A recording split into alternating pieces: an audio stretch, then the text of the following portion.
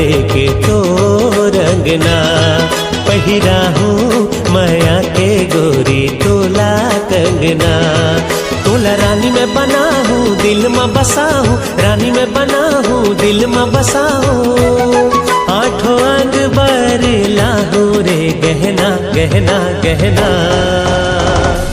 तेहा आजा बारात लेके मोर अंगना।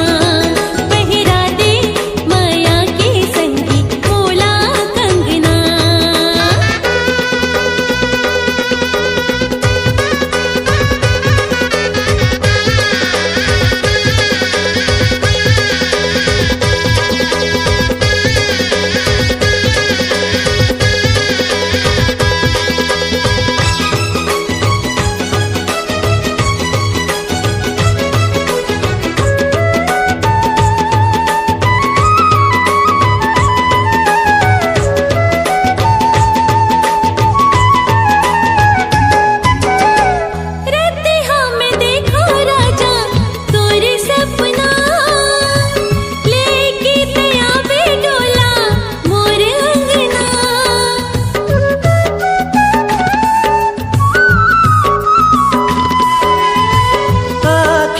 झूलत है तोर चेहरा, करे वो दीवाना गोरी तोर बिंदिया।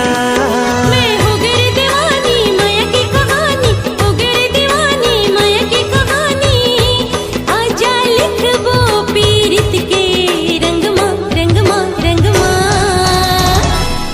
मैं आहा बारात लेके तो रंगना।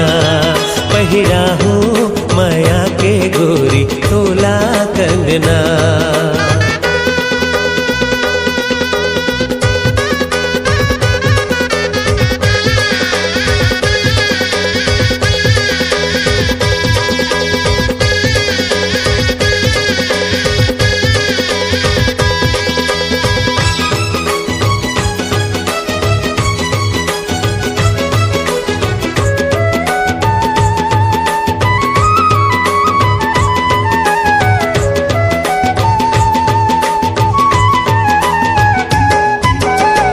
कितना है माया तुझसे आज बता।